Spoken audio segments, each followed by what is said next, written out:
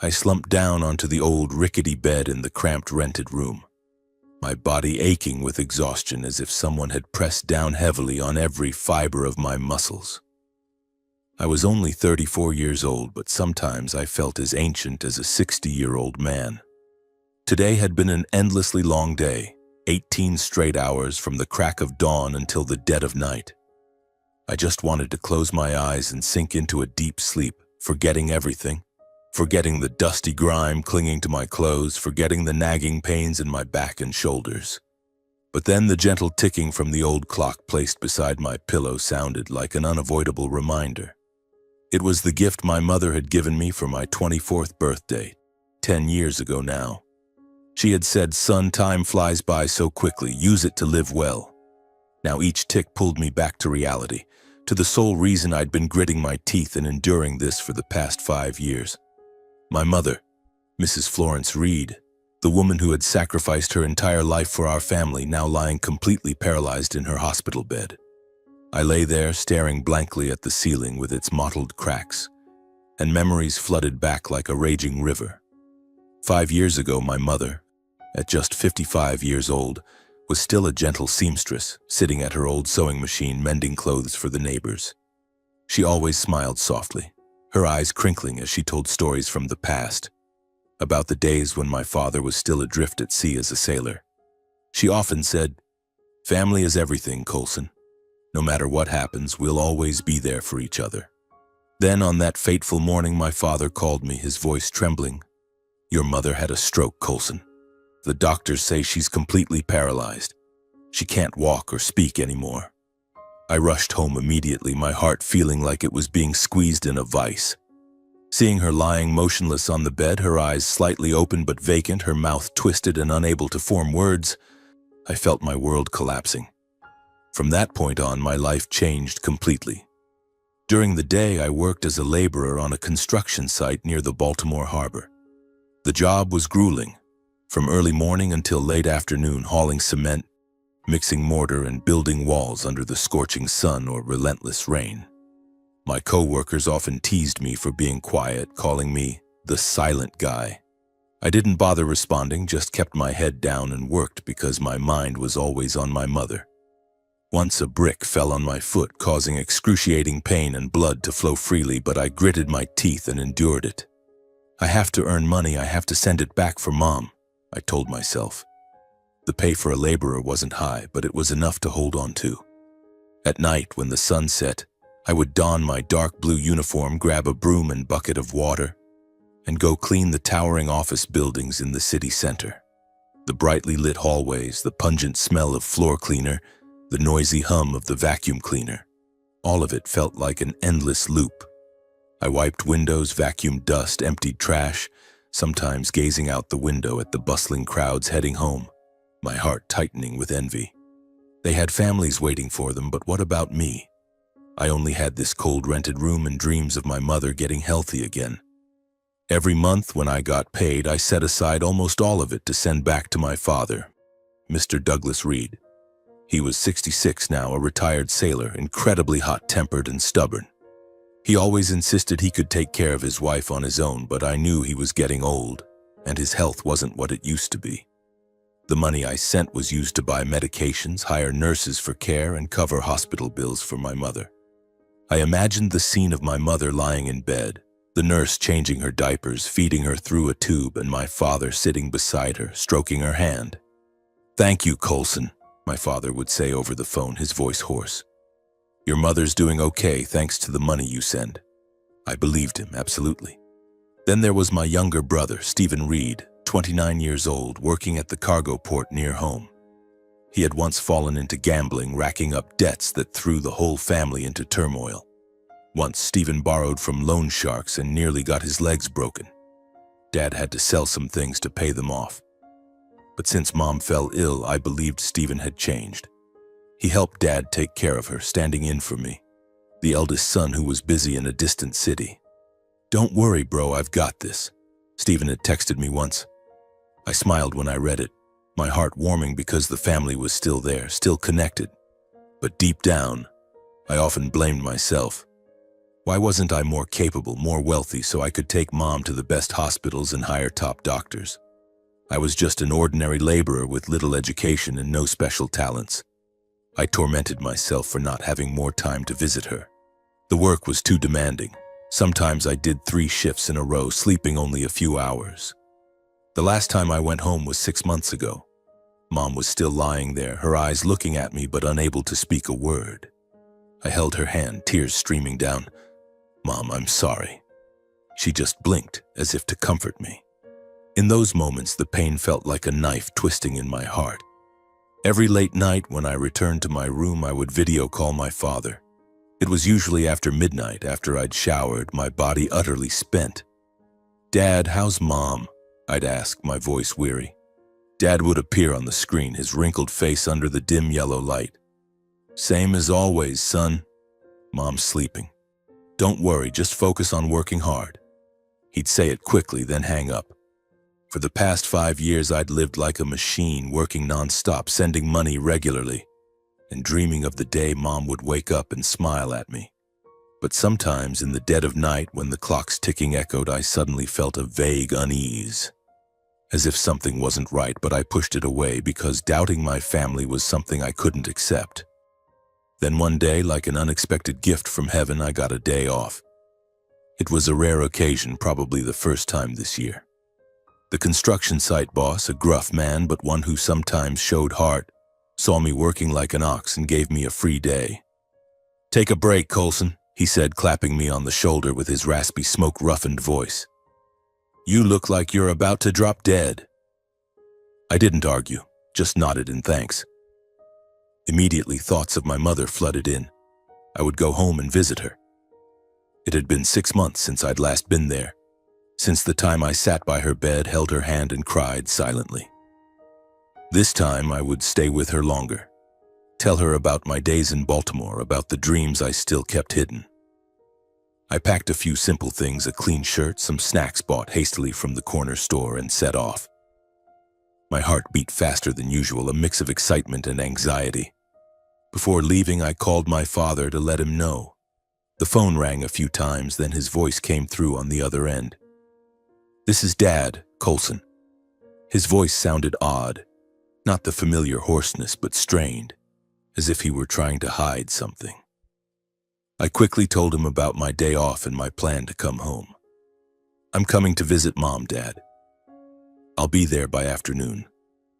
He paused for a second, then tried to sound cheerful. I could picture that forced smile through the phone. "Yeah, that's good, son. Come visit your mom. But be careful on the road, it's far and the weather's bad." He gave a few more instructions, but his voice sounded rushed, like he wanted to end the call quickly. I didn't think much of it, just told myself he was probably tired from taking care of Mom. "Yes, I'll be careful. See you soon." I hung up, my heart warming at the thought of going home. But deep down, that strained voice lingered like a discordant note in a familiar symphony. The journey from Baltimore to the town of Salisbury took nearly 3 hours, but that day it felt even longer. I sat on the rickety bus, staring out the window as the scenery blurred by in silence. The bustling highways gradually gave way to lush green fields, then to sparse coastal neighborhoods. The salty sea breeze wafted in through the cracked window, carrying the familiar scent of salt and seaweed from my childhood.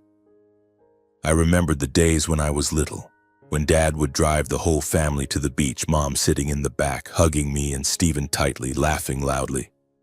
"Look at the sea, kids. It's as vast as life itself." Now the sea was still the same, but our lives had changed. I sat there, listening to old music on my phone, sad ballads about family and loss. I didn't talk to anyone, just lost in endless thoughts. Finally, the bus stopped at the familiar station. I grabbed my bag and stepped off, taking a deep breath of the salty sea air. The town of Salisbury was unchanged, peaceful with its narrow streets, low-slung houses, and the distant sound of waves crashing. Our parents' old house was right by the seawall, a simple wooden home with a front porch overlooking the ocean. When I pushed the door open and stepped inside, the familiar smell hit me. A mix of medicine and damp sea air. The living room was dim with only faint sunlight filtering through the curtains. And there, my mother lay on the bed near the window, her body frail and thin, her skin wrinkled like old paper. She wore a white nightgown, her silver hair splayed across the pillow. Her eyes were slightly open, moist and filled with sadness, staring straight at me. My heart clenched. She looked weaker than before, her cheeks sunken, her limbs gaunt. But those eyes, they seemed to recognize me, calling my name in silence. I approached, my steps light so as not to startle her. Sitting down by the bed, I took her hand. The dry, bony, cold hand, fingers curled from lying still for so long. "Mom, I'm home," I whispered, my voice trembling. Tears welled up, but I held them back. A wave of guilt surged through me. I'd been away from home for too long, leaving her here alone with her pain. 6 months, maybe more, I'd been busy with work, sending money but not visiting. Was she angry with me? Was she lonely? I stroked her hand, rambling about trivial things. "I'm doing fine, Mom. The work in Baltimore is tough, but I can handle it. I miss you so much." She didn't respond, just blinked lightly. But I felt the warmth in that gaze. In that moment, all my fatigue melted away, leaving only love. Suddenly, my father emerged from the kitchen, a cloth in his hand. He looked older, his hair stark white, his weathered face etched with wrinkles. "Colson, you're here," he said, trying to sound cheerful but still strained. "Sit and rest. The road must have been tiring." He told me not to bother Mom too much, to let her rest. I nodded, but it felt odd. Why would he say that? Mom was right here, and I'd come to visit her. Then my younger brother, Stephen, came out from the next room carrying a glass of water. He was tall, his hair tousled, flashing a welcoming smile. "Bro, you're back? Have some water." But in his eyes I caught a flicker of tension, like he was hiding something. His gaze averted, his smile a bit stiff. I didn't pay much attention, just happy that the family was together. It had been so long since we'd all sat like this. "Thanks, bro," I said, taking the glass and sipping. We sat there, chatting about random things. The weather, Stephen's job at the port, bits of town news. Dad talked about the days caring for Mom, his voice low. "Your mom's the same but stable, thanks to the money you send." I smiled, my heart warming. After some small talk, I suddenly thought of Mom. She'd been lying here for 5 years, staring at the 4 white walls. It must be so boring. Sunlight streamed through the window, accompanied by the gentle roar of waves. "Dad, how about I take Mom out for a little walk?" I suggested eagerly. "She must be tired of being cooped up inside. To the nearby park to breathe in the sea air and feel better." Both Dad and Stephen froze for a moment. I saw it clearly. Dad stopped wiping the table, his eyes hesitant as he looked at me. Stephen swallowed hard, his face paling slightly. The atmosphere suddenly tensed, like a cold gust had blown into the room. Dad was silent for a few seconds, then nodded. "Yeah, that could work. But just the nearby park and come back early. Your mom's weak. She can't handle much." His voice was still forced, but I didn't dwell on it. Stephen chimed in. "Yeah, bro, don't go far." I was thrilled, not noticing the strangeness. This was a chance for Mom to get a change of scenery, to feel life outside. Dad called the nurse taking care of Mom, a young woman named Emily, about 25, with her hair in a ponytail, dressed in a white uniform. He asked her to come along to help. Emily seemed rushed, constantly checking her watch, but she nodded. "Yes, I'll come." She brought a bag of medications and syringes, the familiar items for Mom's care. We prepared the wheelchair, an old one with creaky wheels. I gently lifted Mom and settled her in it, wrapping a blanket around her shoulders. Her body was light as a child's. Her silver hair swayed slightly with the breeze from the window. "Mom, let's go for a stroll," I whispered. She blinked, and I imagined I saw a faint smile. We left the house, me pushing the wheelchair along the path by the seawall. The ocean was right in front, waves lapping gently, the sky a clear blue with white clouds drifting by. Emily walked beside us, silent. As I pushed, I told Mom about my work. In Baltimore, I do construction during the day and cleaning at night. It's hard, but I manage for you. The city's huge with crowded traffic, but I miss the sea here. I talked about my co-workers, my hasty meals, my dream of opening a small shop once she got better, just hoping she could hear and feel comforted. Mom sat still, her eyes gazing at the sea as if listening. The salty sea breeze blew through, bringing a rare peace. It had been so long since I'd felt like this. No fatigue, no worries, just family. Midway, as we approached the park, Emily's phone rang loudly. She answered, her voice urgent. "Yes, I'll be right there." Then she turned to me. "Hey, I have an emergency and have to go. Your mom needs her injection on time. If it's late, she could have a seizure. It's very dangerous." She handed me the syringe and gave quick instructions. "Inject this dose at 3 p.m. Don't forget." I nodded, carefully noting it in my phone and setting an alarm. A flash of worry hit me.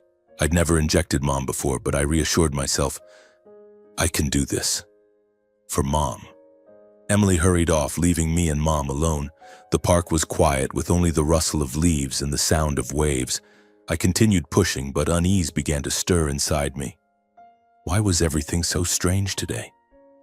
Dad's forced voice, Stephen's tense eyes, the nurse leaving abruptly.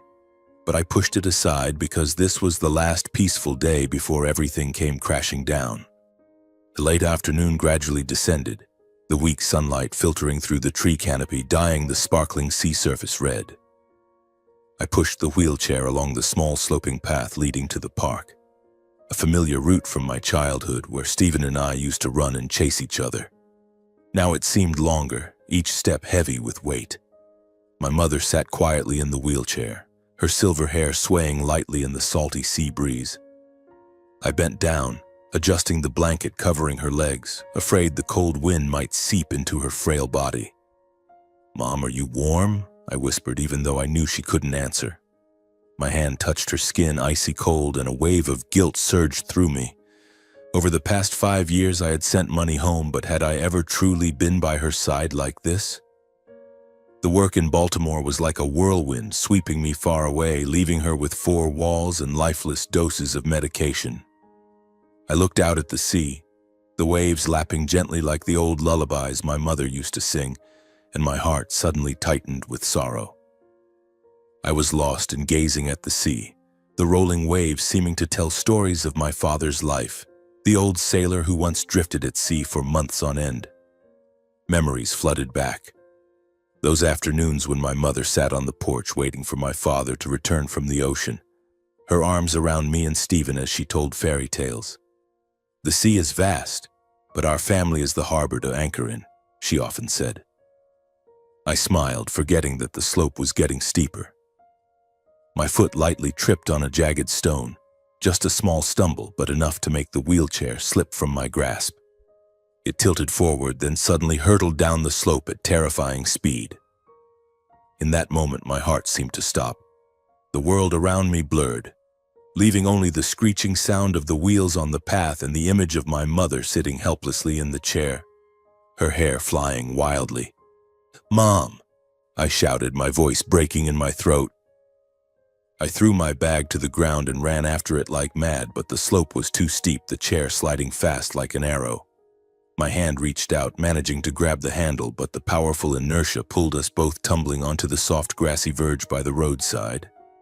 A loud thud echoed, dirt and grass flying everywhere, and I lay there, holding my mother tightly, my breath coming in gasps.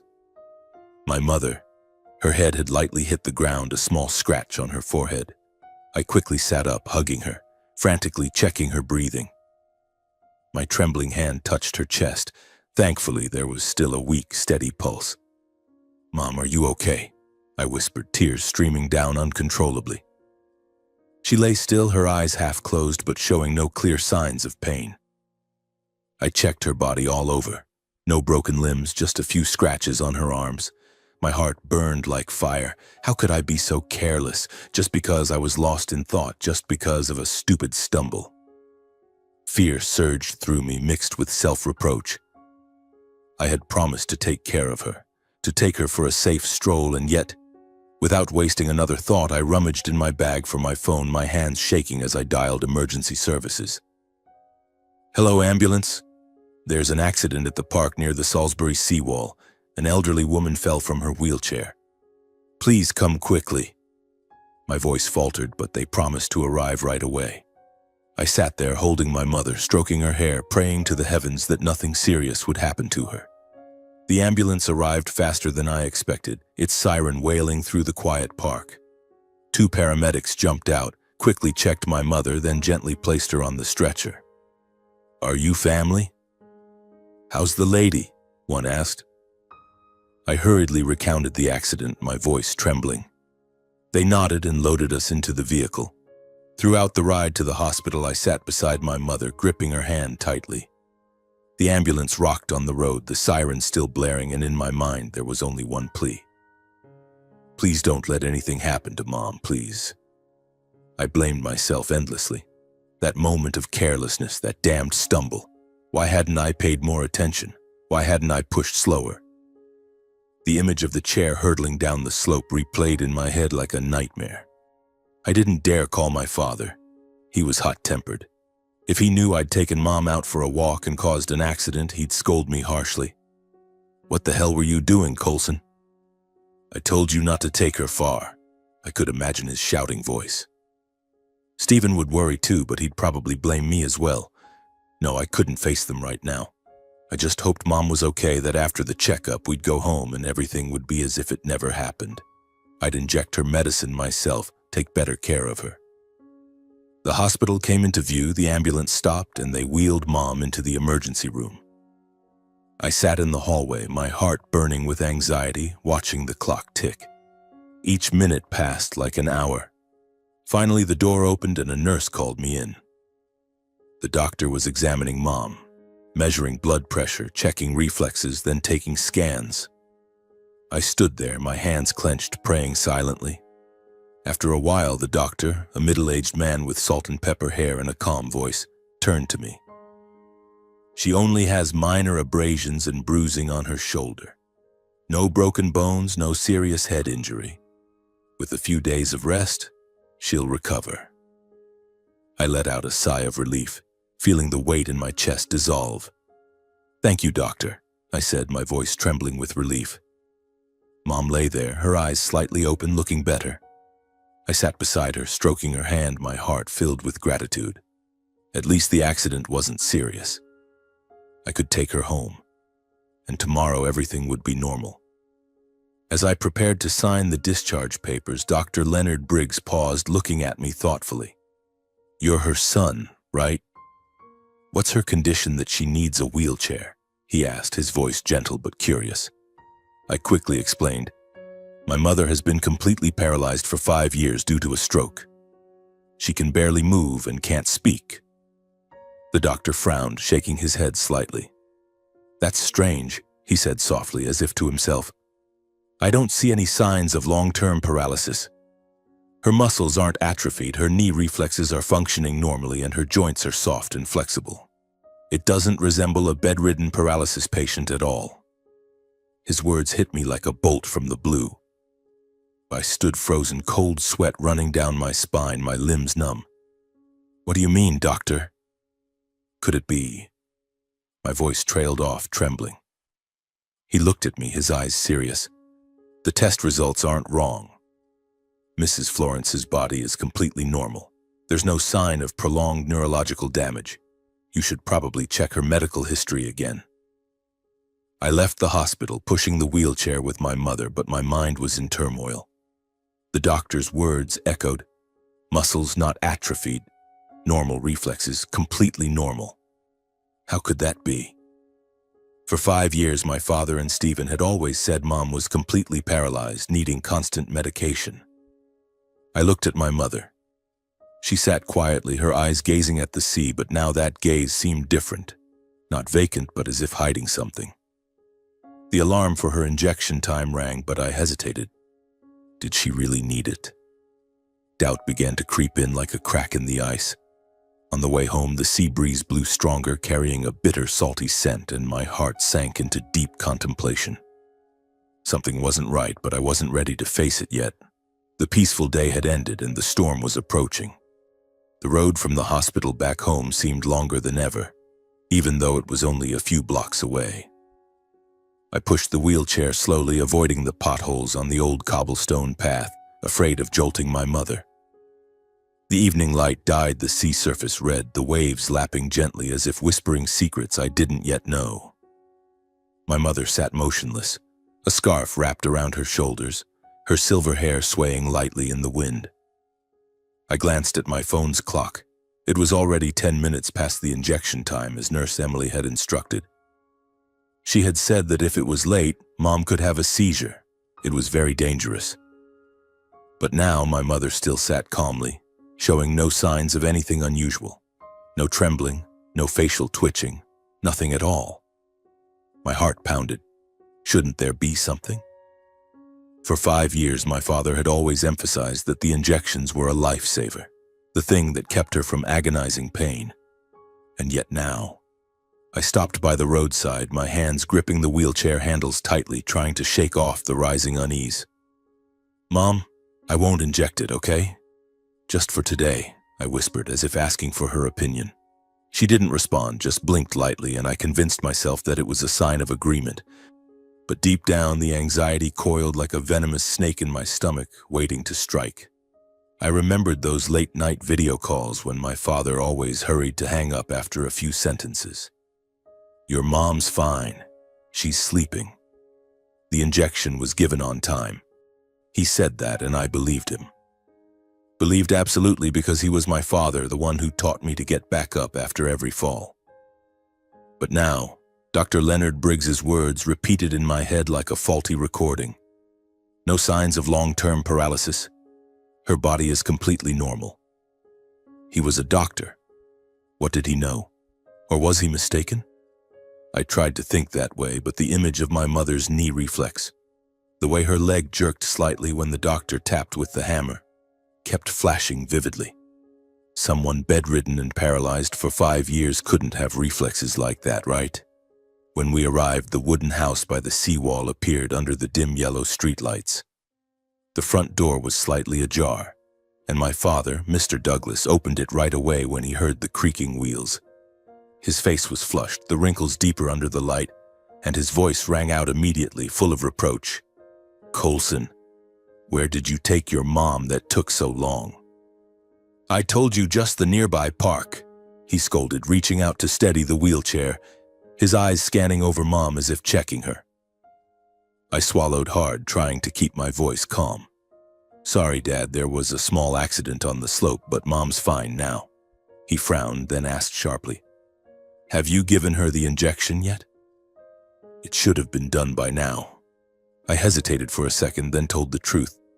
"Not yet, Dad. I forgot." Dad's face suddenly went pale, as if I'd said something horrific. He didn't say anything more, just pushed me aside, wheeled the chair inside, and rushed to the kitchen to rummage through the medicine cabinet. I stood there, my heart racing, watching him grab the syringe and vial, the medicine I'd sent money home to buy. He injected her immediately, his hands trembling slightly, but the movements practiced as if he'd done it thousands of times. "It has to be on time or your mom could seize up and die," he muttered, his voice full of worry. I helped Dad lift Mom onto the bed. Her body was light as a feather, her skin icy cold under my hands. As we laid her down, I leaned close to her face, adjusting the pillow and blanket, and that's when I noticed. Her eyes weren't as vacant as usual. Normally they were cloudy, lifeless, as if lost in a long dream. But now those eyes were brighter, glistening with tears, and I saw it clearly. Her lips trembled slightly, like an unconscious effort to say something she couldn't. "Mom?" I whispered, my heart pounding. She looked at me, her lips moving faintly, but no sound came out. It was a chilling moment. Was she trying to speak, trying to warn me about something? Or was it just my illusion after the accident? I stroked her cheek, tears welling up. "Rest now, Mom. I'm here." But she kept looking, her eyes pleading like a silent cry for help. I stood up, my legs shaking, and left the room, closing the door gently. Outside, I leaned against the wall for a moment, taking deep breaths to regain my composure. My heart drummed like a drum, cold sweat breaking out despite the cool sea breeze. In my mind, all the details started connecting. Dr. Briggs's words about her normal body, Dad's strained attitude when I called to say I was coming home, Stephen's tense eyes when I first stepped into the house. It was all like scattered puzzle pieces gradually fitting together, painting a picture I wasn't ready to see clearly. Could it be? No, it couldn't. They were my family. I walked to the kitchen, my feet heavy as lead, the small kitchen with weak fluorescent light shining down on the old wooden table. Dad and Stephen were sitting there, drinking wine in silence. The red wine bottle was half empty, 2 drained glasses on the table.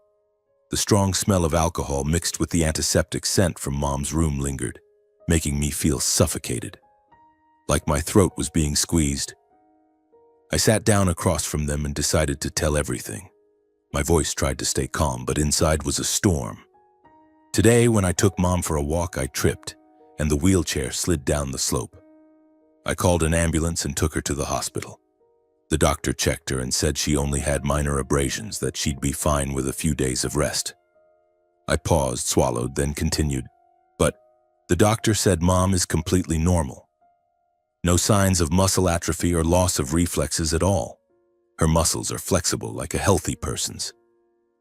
Those words hung in the air and I saw it clearly. Both of them froze for a moment.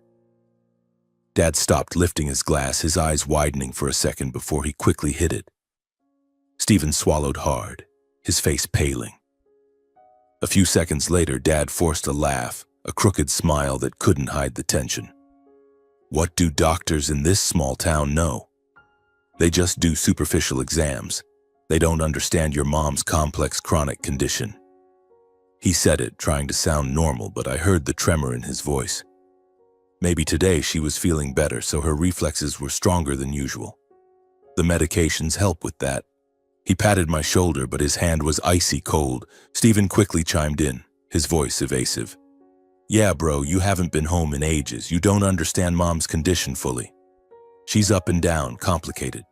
Dad and I have been taking care of her for 5 years, changing diapers, feeding her, staying up nights when she seizes. It's tough. You're far away working and sending money, but you don't know everything we've gone through. He spoke quickly, his eyes avoiding mine, his hand gripping the wine glass tightly. I sat silently listening, not reacting. Their words sounded reasonable, but why did waves of doubt rise in my heart? It was as if they were acting, covering something up. But mixed in was guilt. Was I wrongly suspecting my father and brother? They had cared for Mom in my place, sacrificing time and energy. I was in Baltimore sending money, but did I really understand them? Yeah, maybe, I said softly. But inside, the crack had grown wider. Before leaving home to return to Baltimore for work, I went back to Mom's room one last time. She lay there under the dim bedside lamp, her eyes still slightly open. I leaned down and kissed her forehead. I'm heading back, Mom. I'll call tomorrow. She looked at me, her eyes following in silence. For some reason, I felt those eyes wanted to say something, a warning I couldn't yet understand. The days that followed in Baltimore were hell for me. I returned to the familiar grind, hauling cement at the construction site by day, cleaning offices by night. But my mind was no longer there. Every time I lifted a bucket of mortar, my hands trembled, not from fatigue, but from the relentless flood of thoughts. Dr. Briggs's words echoed endlessly. Her body is completely normal. How could that be? For 5 years, I had sent thousands of dollars home, believing it was to save my mother, to provide her with medicine and nursing care, but now everything seemed like a scam. I lay on the bed in my cramped rented room, staring at the mottled ceiling, plagued by chronic insomnia. The ticking of the clock my mother gave me felt like torture. Each tick a question: what were Dad and Stephen hiding? Why did they freeze when I mentioned the hospital? Why didn't Mom have a seizure despite missing her injection? I blamed myself for being too trusting, for blindly sending money without checking. But the unease didn't fade.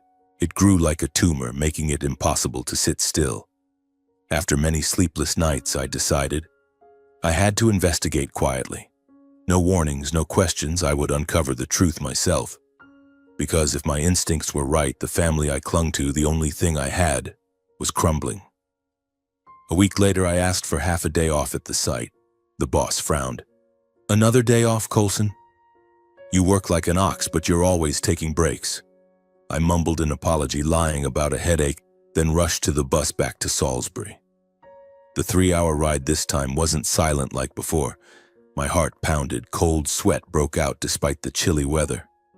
I stared out the window, the scenery blurring past unseen, my mind fixed on the plan. Show up unannounced.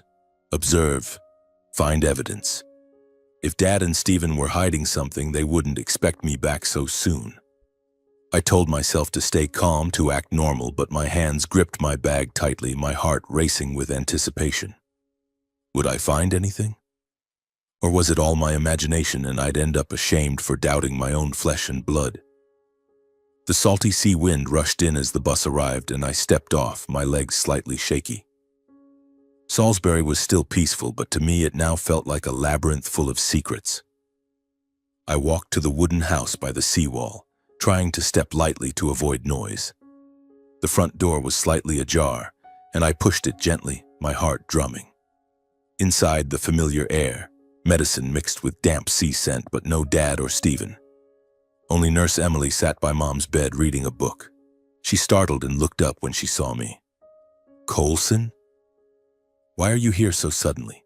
Your Dad and Stephen are out. I don't know when they'll be back." Her voice trembled slightly, her eyes avoiding mine, and I sensed the tension. "Yeah, just a surprise visit to see Mom," I said, forcing a friendly smile. "Where did Dad and my brother go?" She shook her head.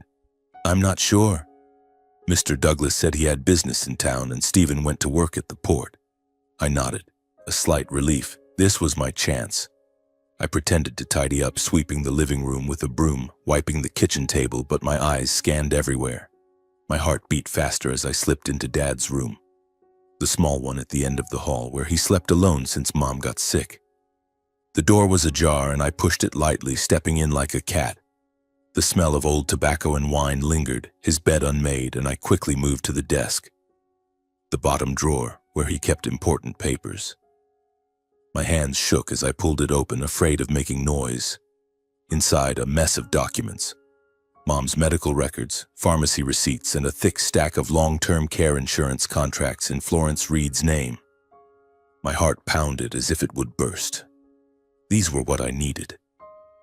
I flipped through quickly, seeing hospital records from 5 years ago confirming the stroke, followed by nurse bills and medication lists. I took out my phone, hands trembling so much I nearly dropped it, and photographed everything. Every medical page, every receipt, every signature. Sweat rolled down my forehead as I listened for sounds from the living room, afraid Emily would notice.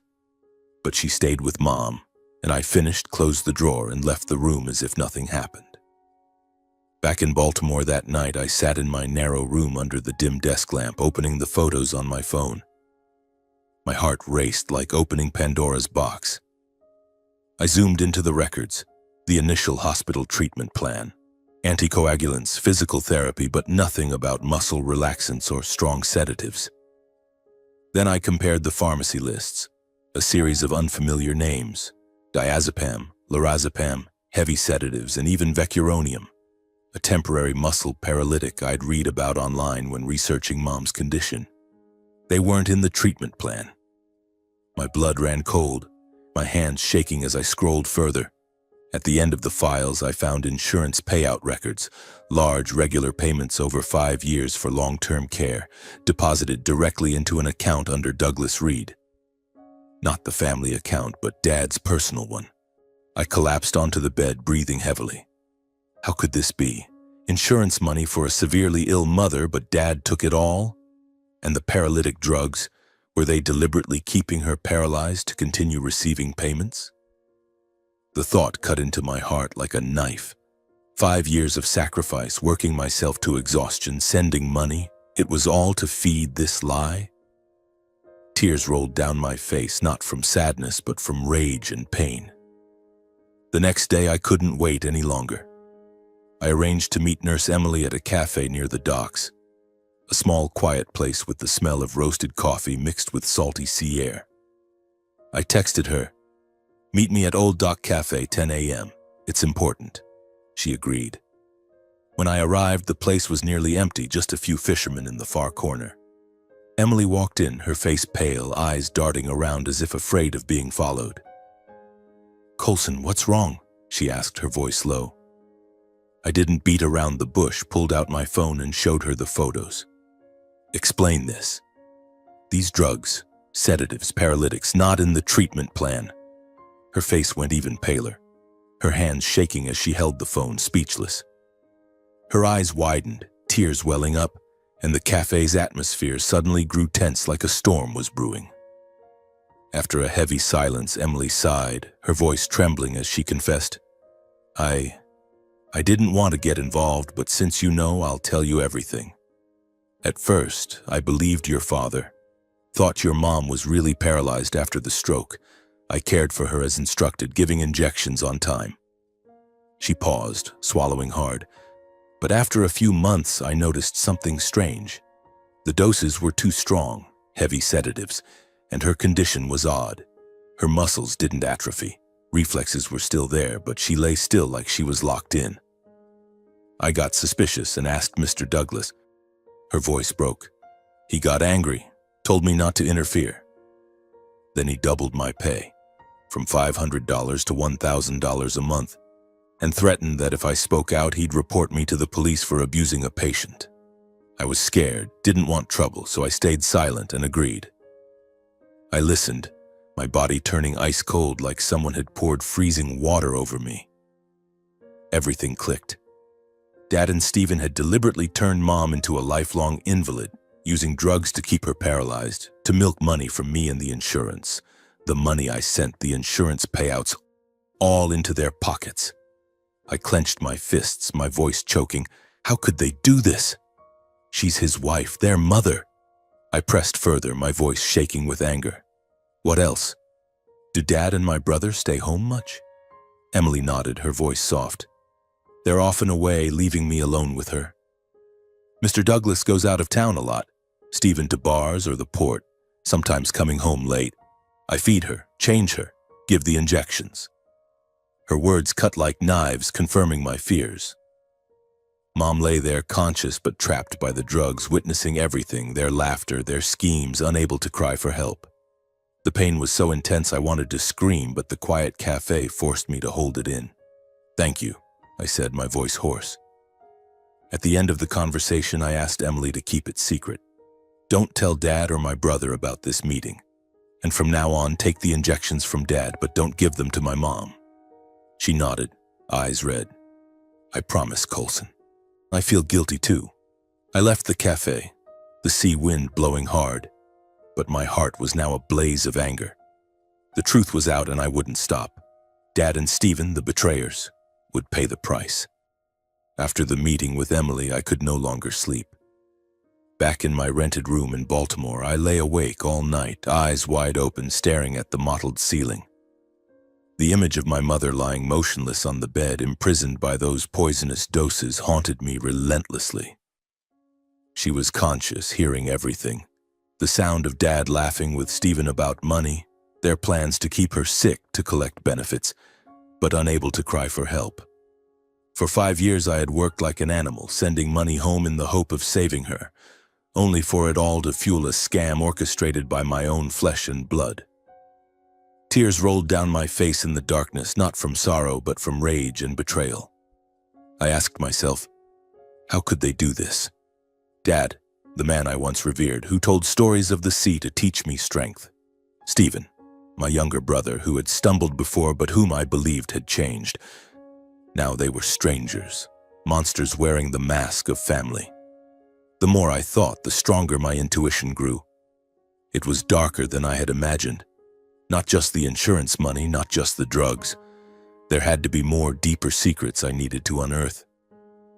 The next morning, instead of going to work, I called in for extended leave, lying about a serious illness. The boss grumbled, but I didn't care. I decided to stay in Salisbury, renting a cheap room near the seawall, just a few blocks from my parents' house. It was a rundown motel with peeling paint on the walls and a musty smell, but it was enough to hide and observe.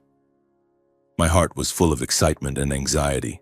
If discovered, everything would collapse. But I couldn't stop. This was for Mom, for 5 years of sacrifice betrayed.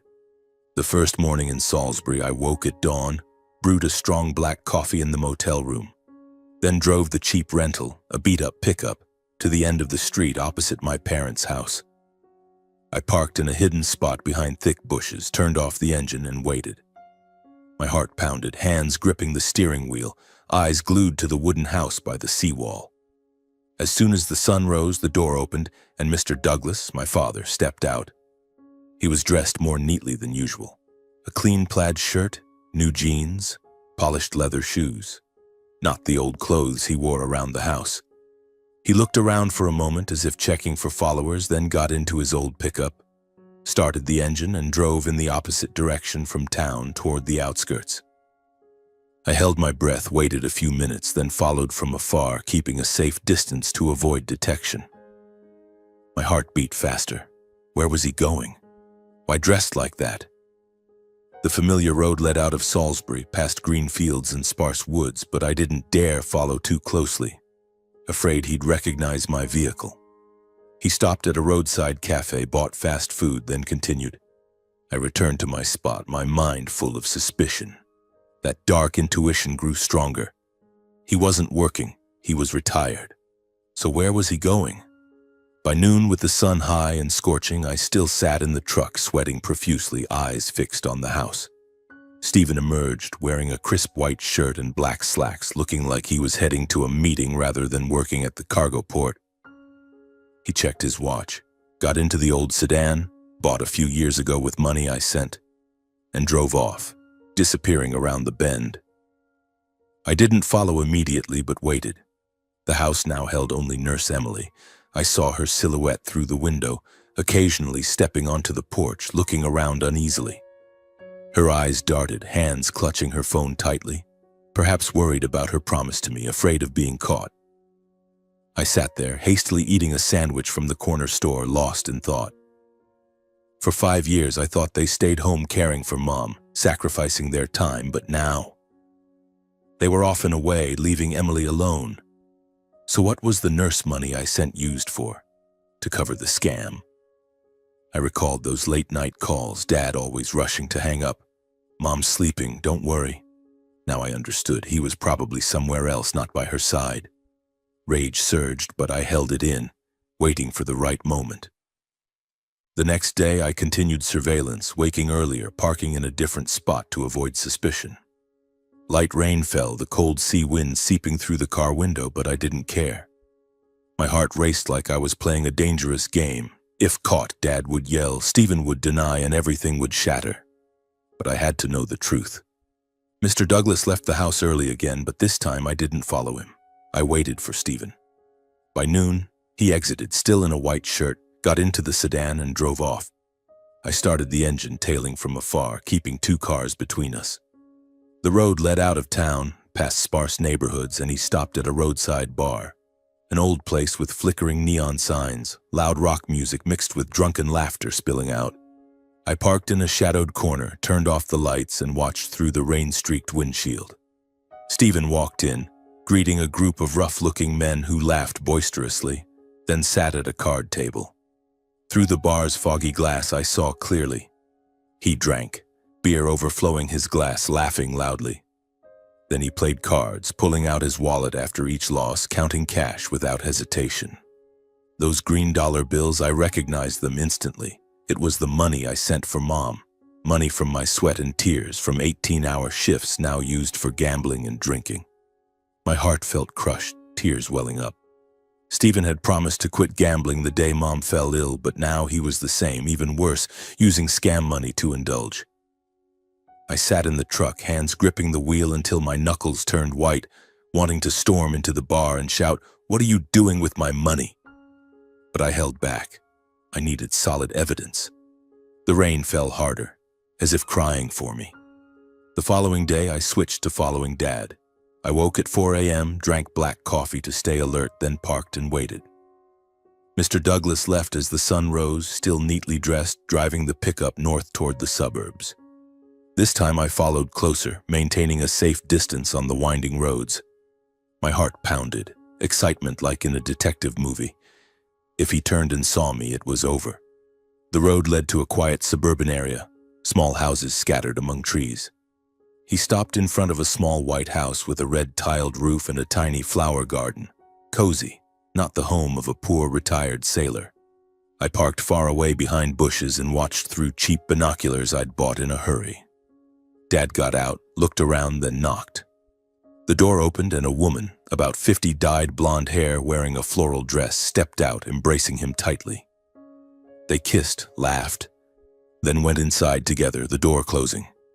My heart stopped. I recognized her. She'd appeared in a group photo on Stephen's phone when I borrowed it to make a call.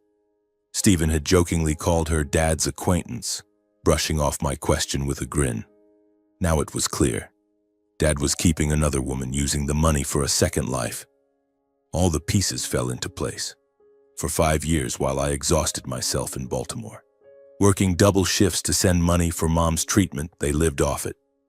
Stephen squandered it on gambling and drinking, losing without regret, while Dad used it to support his mistress, buying nice clothes, acting like a boss. The insurance money, the money I sent, it all went into their pockets while Mom lay there, poisoned by drugs to sustain the lie. I sat in the truck, tears streaming down, my heart aching like it was being cut. How could they be so cruel? Mom, the gentle woman who sacrificed her life for the family, turned into a money-making tool. They didn't just deceive me, they maintained her paralysis to keep receiving insurance and my regular payments. The more I thought, the more unforgivable it seemed. The image of Mom's trembling lips and pleading eyes was clearer than ever. She knew everything but couldn't speak. I recalled my rare visits home, Dad always rushing me out, Stephen tense, all to hide it. My 5 years of sacrifice, the exhausting nights, the back pain, it was all meaningless. I wanted to scream, to rush home and confront them, but I held back. I needed stronger evidence, needed calm. The rain stopped, dusk fell, and I drove back to the motel, my heart heavy. That night I didn't go to my room right away, but sat in the truck overlooking the sea. The waves crashed against the rocks with a roar, as if venting my anger, white foam scattering under the dim moonlight. The cold sea wind blew through the cracked window, carrying the bitter, salty scent of the ocean. The ocean Dad once sailed, teaching me honesty. Now he had betrayed it all. I sat there, hands clenched, thoughts swirling. Tomorrow there would be no more room for silence. I would confront them, rescue Mom from that hell. But tonight I let the pain sink deep, turning rage into strength. The waves kept crashing, and I knew the real storm was coming. The next morning I woke at the crack of dawn, the sky still pitch black, heavy clouds blanketing the heavens like a harbinger of a terrible day. I skipped breakfast, only gulping down a cup of strong black coffee in the motel. Its bitter taste spread through my mouth, matching the bitterness in my heart. My heart pounded as I drove to my parents' house.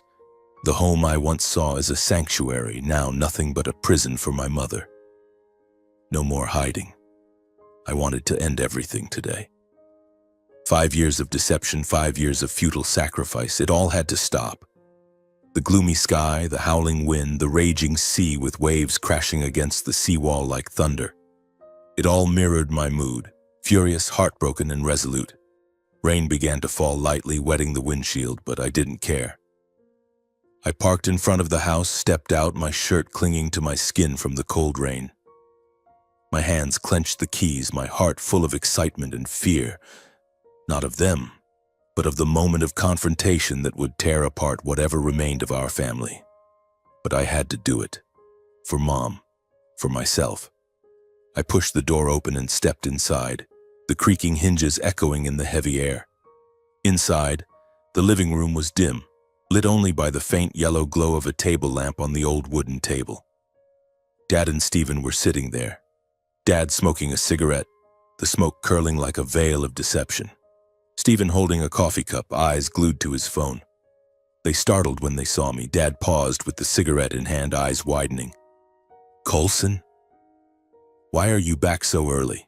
His voice tried to sound normal, but I heard the panic. Steven set down his phone, his face pale. Bro, did you forget something? My gaze was cold as steel, staring straight at them without blinking. I stood there, rain dripping from my hair onto the floor, my heart like ice. I was no longer the quiet, simple son. I was a man betrayed, ready to confront. I'm here to end everything, I said, my voice low but firm, resounding in the room. The atmosphere suddenly tensed like a string about to snap. Dad frowned, Steven swallowed hard, and I knew they sensed part of it. I began, my voice steady and resolute, giving them no chance to interrupt. I know everything. The withdrawals from the insurance account, the lavish spending, even injecting Mom with drugs to keep her paralyzed, so you could keep getting money from me and the insurance company. My words exploded like a bomb, hanging in the air. I detailed everything without holding back. I found the papers in your drawer, Dad. Receipts for sedatives and paralytics not in the treatment plan. Insurance money transferred directly to your account. I followed Steven to the bar, saw him gambling, pulling out cash, the money I sent for Mom. And you, Dad, I saw you at the White House in the suburbs with that woman. For 5 years, I worked myself to death thinking I was saving Mom, but you used that money to live comfortably, to betray her. My voice grew louder, trembling with anger, tears welling up, but I held them back. The image of Mom lying still, her eyes pleading, kept flashing, pushing me on. Dad sat frozen, his face flushed. Steven stood, hands shaking. The living room felt suffocating, the mix of cigarette smoke and damp rain making me nauseous. I remembered those nights in Baltimore, lying awake, thinking of family, sending money with hope. All now a cruel joke. Mr. Douglas frowned deeper, trying to stay calm, his voice hoarse but defensive. You're obsessed, Coulson. What you saw is just a misunderstanding. Nurse Emily? She made it up. I fired her for being lazy. The insurance money? It's to care for your mom, for the whole family. What do you think I used it for? I'm old, I need rest, but everything is for your mother. He said it, waving the cigarette, smoke billowing like a cover for the truth. But his eyes darted away, unable to meet mine. Steven stood fully, explaining loudly, his voice shrill with panic. You're wrong! We just wanted to maintain the care costs. Mom's seriously ill, the drugs are expensive, insurance is complicated. I go to the bar just to unwind, not to gamble. You're far away. How would you know what we've been through? Staying up nights caring for Mom, worrying about money. It's all for the family, no bad intentions. He spoke quickly, hands flailing, face red. Their words sounded familiar. Just like when I mentioned the hospital, forced smiles and evasions. But now I saw the falseness clearly. Dad's eyes blinking rapidly, Steven swallowing constantly. They were acting, trying to salvage it, but it was too late. I stood there, my heart aching like it was being cut. Why were they still denying? Why not admit it? Apologize? Memories flooded back. Dad teaching me to fish by the sea, Steven sharing candy when we were kids. Now it was all shattered, leaving only anger. I ignored everything, no more arguing. Their words were like wind. I walked straight to Mom's room, my steps heavy as lead, but my resolve ironclad. The room was dark, the antiseptic smell lingering. Mom lay on the bed, her frail body under a thin blanket. Her weak eyes turned toward me, glistening with tears, as if waiting for this moment. My heart clenched. She knew. She always knew. I sat by the bed, taking her hand. Mom, I know everything. It's over. I'm taking you away. They won't hurt you anymore. I nodded slightly, promising with my eyes to protect her, to make up for 5 years of hell. She blinked lightly, her lips trembling faintly, and I felt relief in her gaze. Tears rolled down my face, not from weakness, but from liberation. For 5 years, she lay here, witnessing it all. Dad laughing with his mistress over the phone, Steven boasting about money, unable to speak. Now I would be her voice. As I bent down to lift her, her body light as a feather, her skin cold but warm with love, Steven rushed in from the doorway, blocking me, his voice frantic. What are you doing? You can't take Mom. She needs to stay for treatment, for her medicine. Are you crazy? He reached out to grab my shoulder, eyes red, but I saw the fear. Fear of losing the money, the scam. Dad stood from the living room, stepping in, his voice threatening and echoing. "Stop, Coulson. You're destroying the family. Put her down. Let me handle it. If you take her, you'll regret it. I'm your father." He approached, fists clenched, his weathered face twisted with anger and fear. The small room suddenly felt explosive. My heart pounded, but I wasn't afraid. Rage had transformed me. I whipped around, my gaze sharp as a blade, sweeping over them, my voice short but powerful. "If you touch me or Mom, I'll call the police right now. I have all the evidence, documents, photos, the nurse's testimony. Don't push me." My words cut through the air like a knife. The determination in my eyes made them freeze, stepping back. Stephen let go, his face ashen. Dad stood still, eyes wide with shock. They knew I was serious. 5 years of silence, but now I had changed. I carried Mom out of the house, stepping across the wet wooden porch, rain pattering on the roof, soaking my shoulders but not cooling my anger. Mom rested in my arms, her head on my shoulder, eyes half closed, as if at peace. Stephen stood silently at the door, watching, lips moving but silent, eyes red. Regret or just fear? Dad collapsed into a chair in the living room, hands over his head, shoulders shaking like a defeated old man. I didn't look back. No goodbye. Why should I? They had died in my heart the moment the truth emerged. The door slammed shut behind me with a dry thud, like a hammer nailing the coffin of 5 years of deception. The rain grew heavier. The sea roared, but my heart felt strangely light. I placed Mom in the car seat, wrapped her in a warm blanket, then drove away, heading to Baltimore, starting a new journey for us. The road was long, rain falling, but I knew from now on we would be free. Mom would heal and I would make up for everything. The journey back to Baltimore took 3 hours, but that day it felt shorter, for my heart was filled with hope mixed with worry. Rain pattered on the windshield, the wipers swishing steadily like my heartbeat. Mom sat beside me, eyes half closed, breathing gently, no longer with that vacant look. I glanced at her, hands gripping the wheel tightly. "Mom, we're going to my place. I'll take care of you. No one will hurt you anymore." She didn't respond, but I felt it. Through the way she blinked lightly as if comforting me. I thought about the past 5 years, the endless shifts, money sent home like water down the drain, all to feed Dad and Stephen's scam. Now I was free, but also alone, just Mom and me against the world. By the time we reached Baltimore, night had fallen, rain still pouring, the city lights glittering but cold.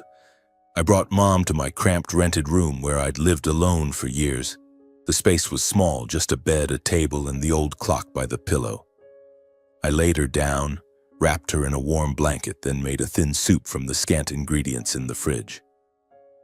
"Eat, Mom," I whispered, spooning it gently, my heart aching as she swallowed with difficulty. That night I sat by the bed, holding her hand, unable to sleep. The rain outside the window was like a lullaby, but in my mind was a storm. Worry for Mom, anger at Dad and Stephen, and questions about the future. From that day on, I cared for Mom devotedly, as if to make up for 5 years of absence and deception. I cut back on work. No more double shifts, just the day laborer job.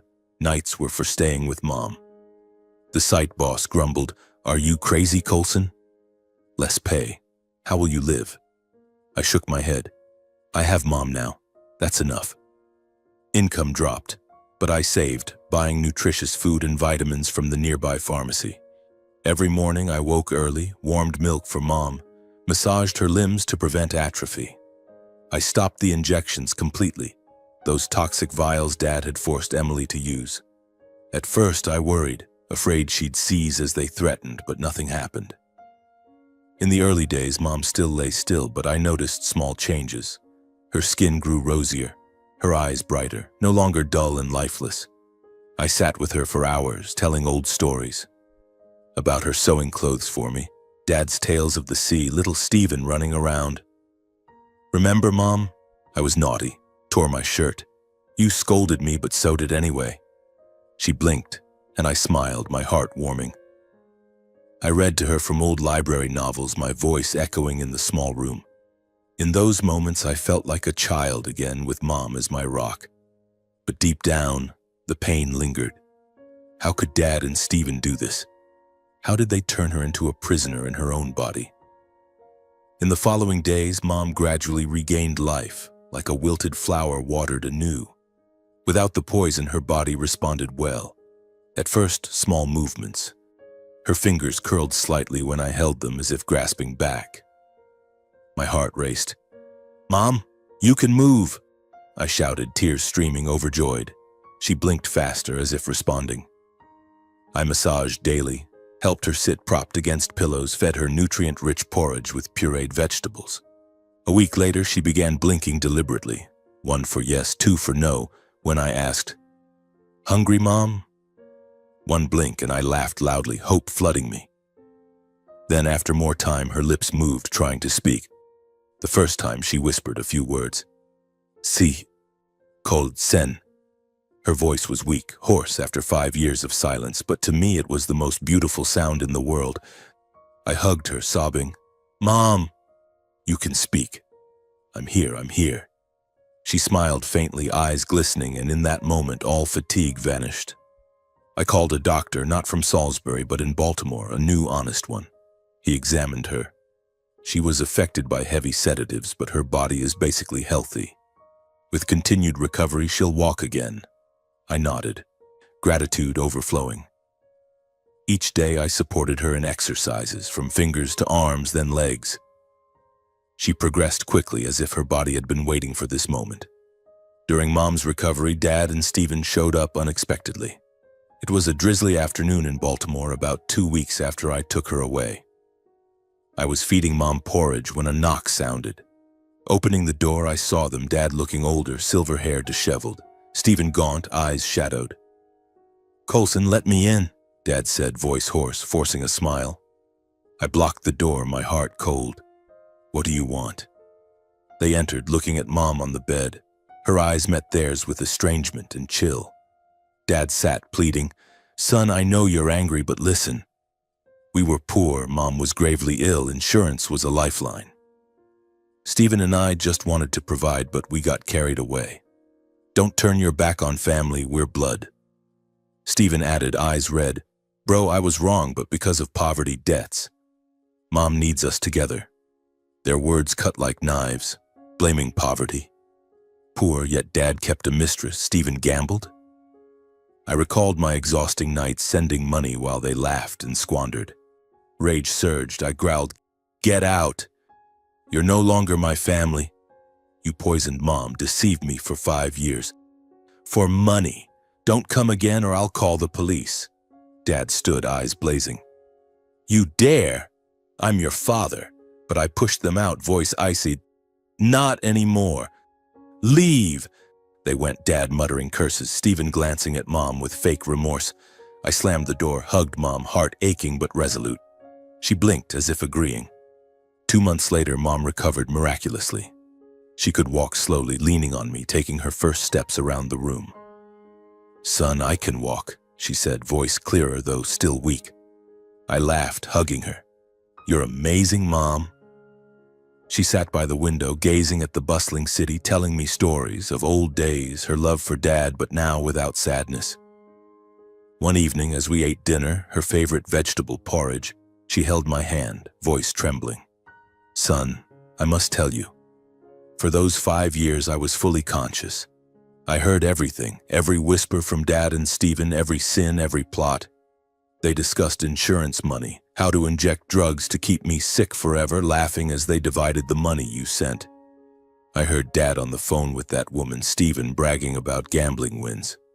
I wanted to scream, to move, but couldn't. Like locked in my own body. It hurt so much, but thinking of you, I endured." Her words struck like lightning. I sat frozen, tears rolling. How could it be? She was awake, witnessing it all, the betrayal, the cruel laughter, unable to call for help. That image haunted me. Mom lying still, hearing Dad laugh with his lover, Stephen counting cash. Pain overwhelmed, I hugged her. "Mom, I'm sorry, I didn't know." Dad and Stephen's actions were truly inhuman. I couldn't forgive. I clenched my fists, deciding they would pay. Not revenge, but justice, to face consequences. She stroked my hair. Son, I forgive, but I support whatever you do. That night I lay thinking, heart burning with anger. Mom was reborn, but the wound remained. I would make it up to her and ensure the betrayers paid the price. The next morning, while Mom was still asleep, I sat at the old wooden table in the small apartment, beginning to compile the evidence. I reviewed the photos of the documents from Dad's drawer, falsified medical records, receipts for sedatives and paralytics not in the treatment plan, insurance payout statements transferred directly to his account. I printed them out, organizing them carefully into a thick dossier. Then Emily's testimony. I called her, recording our conversation at the cafe where she admitted Dad had doubled her pay and threatened her to stay silent. I promised to testify, she said over the phone, her voice trembling but resolute. I added the report from Dr. Leonard Briggs at Salisbury Hospital, the first to discover Mom's body was normal, and the new doctor in Baltimore confirming she had been affected by prolonged toxic drugs. Finally, Mom's account. I noted down every detail, every word she heard, every plot she silently witnessed. That dossier was like a bomb, heavy in my hands, but also a weapon for justice. I decided to hire a lawyer, not a cheap one, but one specializing in medical crimes and fraud. I searched online and called Harris & Associates in downtown Baltimore, renowned for complex family lawsuits. At the first meeting, I entered the bright office with glass walls overlooking the street, my heart pounding like the first confrontation with Dad. Lawyer Elena Harris, a middle-aged woman with her hair in a bun, calm but sharp-voiced, sat across from me listening to the story. Mr. Coulson, this is serious. Medical abuse, insurance fraud, and possibly false imprisonment. With this evidence, documents, nurse testimony, medical reports, and your mother's statement, we have a high chance of winning. She flipped through the file, eyes lighting up. They used paralytics to keep Mrs. Florence ill to receive benefits and your money. This isn't just civil, it's criminal, possible prison time. I nodded, heart aching. I want them to pay, not with money, but prison. For Mom. She smiled. We'll do that. I'll file the lawsuit and request an investigation. The lawyer fees were high, but I used my meager savings from 5 years of work, money once sent home, now for justice. The investigation unfolded quickly, like a whirlwind sweeping everything away. After the lawyer filed in Salisbury District Court, police got involved immediately. I remember that day, a chilly morning in Baltimore, Mom practicing walking around the room when the phone rang. Mr. Coulson, police have arrested Douglas and Stephen Reed. They're being questioned. My heart raced. I told Mom, Mom, they've been arrested. She sat quietly, eyes glistening. I'm sad, but it had to be. The trial took place 3 months later at Salisbury District Court, an old building with gray stone walls under a gloomy sky like the day I took Mom away. I drove back with her, the 3-hour trip full of tension. Mom sat beside me, gripping my hand. Son, I'm scared, but we must face it. I stroked her hand. I'm with you. The trial opened in a cramped courtroom, wooden benches creaking, the air heavy as lead. The judge, a middle-aged man with a stern voice, banged the gavel. The state versus Douglas Reed and Stephen Reed for medical abuse, insurance fraud, and serious bodily harm. Dad and Stephen sat in the defendant's box in gray prison uniforms, faces gaunt, eyes downcast. Dad glanced at me briefly, eyes red, but I turned away. No feelings left. Stephen sobbed, whispering, Bro, but I shook my head. The prosecutor, a sharp woman, presented the charges. The defendants deliberately used toxic drugs to keep victim Florence Reed in a fake paralyzed state for 5 years, defrauding insurance and money from her son, Coulson Reed. Mrs. Harris, our lawyer, stood, voice resounding. We have full evidence, documents, medical reports, witness testimony. The trial lasted 3 days, each peeling away layers of truth. Day 1, a neurology expert from a major Baltimore hospital testified, based on reports, Mrs. Florence was affected by vecuronium and heavy sedatives, not natural stroke. Her muscles didn't atrophy, reflexes normal, clear signs of drug abuse. If continued, she could have died. His words hit like a hammer. Dad bowed his head. Stephen trembled. Day 2, our evidence was presented. Photos of documents, drug receipts, insurance transfers to Dad's account.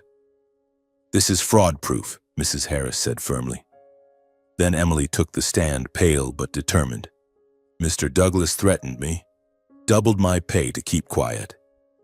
They injected paralytics into Mrs. Florence Daly, though she wasn't ill." The courtroom buzzed.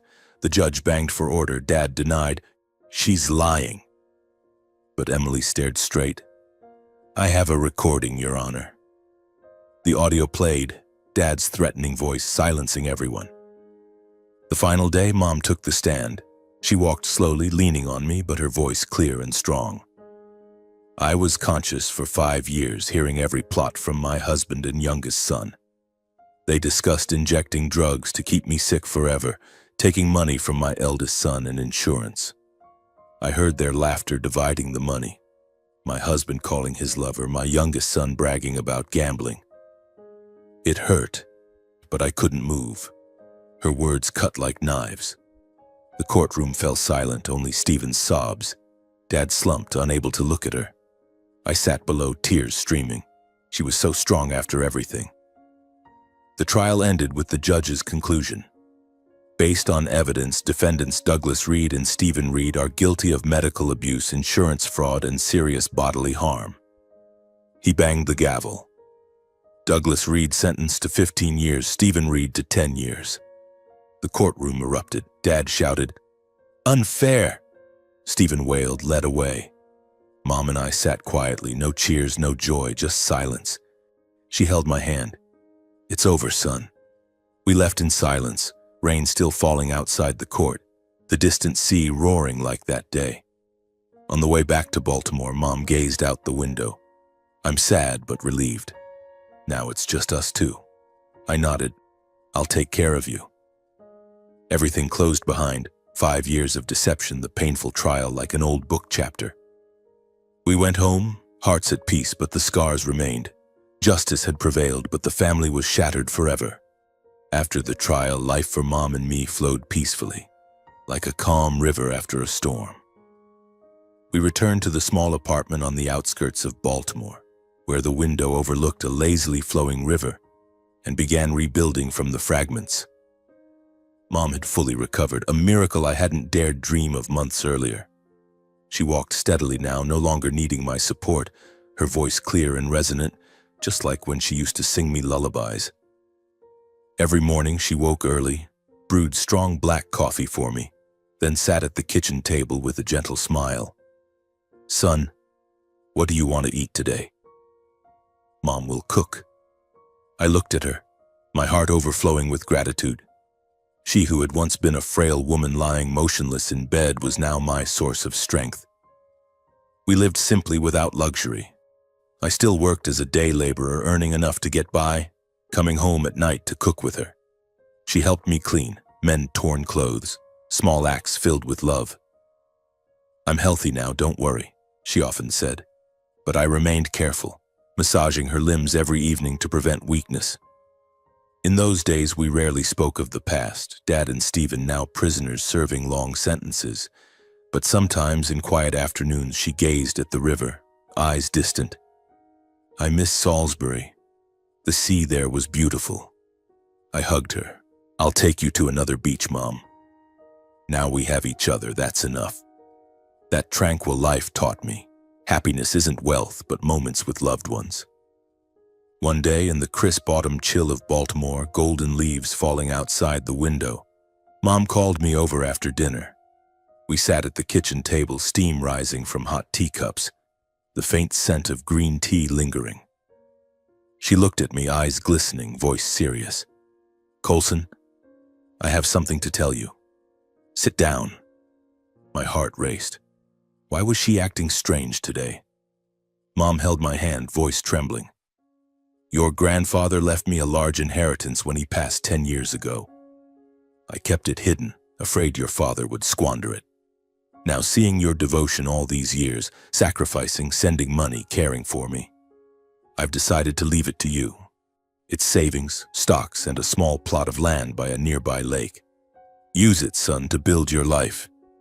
Her words struck like lightning. I sat frozen, hands shaking as I held the teacup. How could it be? Grandfather, the man she rarely mentioned, a wealthy farmer on the outskirts, left an estate?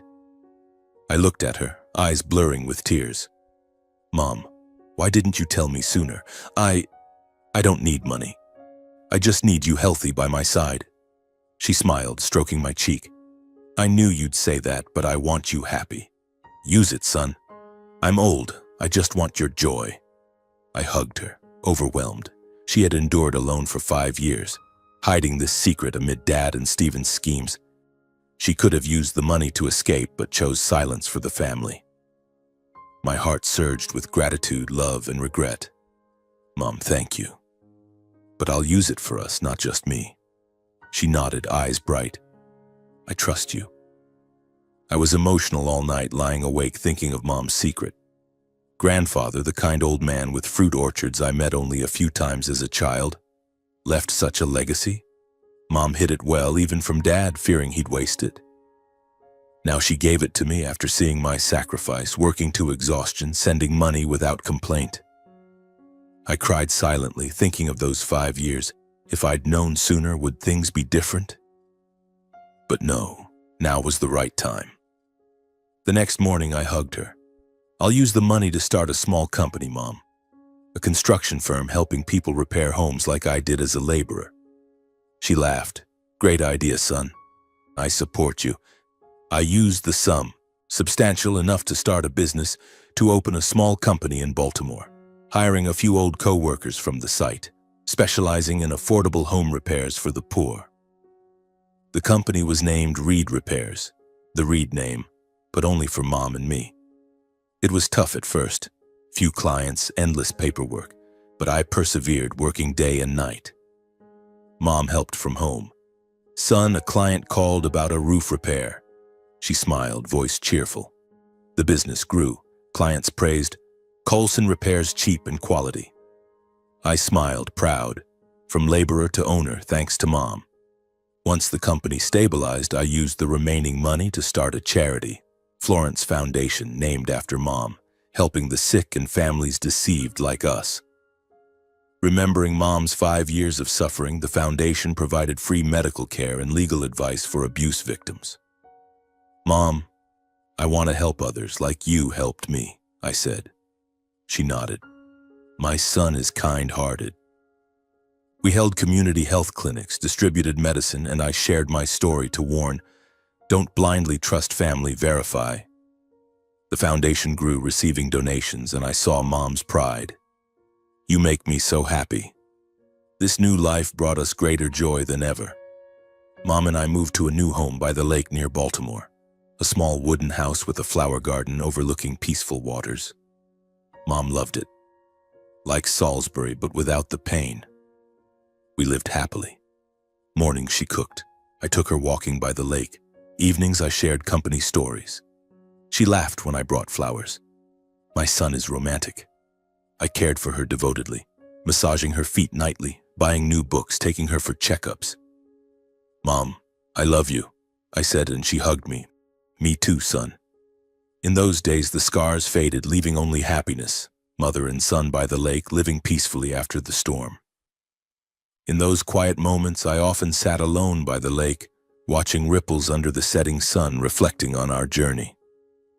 5 years of sacrifice, 5 years of deception, a painful trial, and now a new life, all like a long book full of tears and lessons. I, Coulson Reed, once a quiet, simple man in Baltimore, working to exhaustion to send money for Mom. Now I am the owner of a small company, founder of a charity, but most importantly, a son who learned harsh life lessons.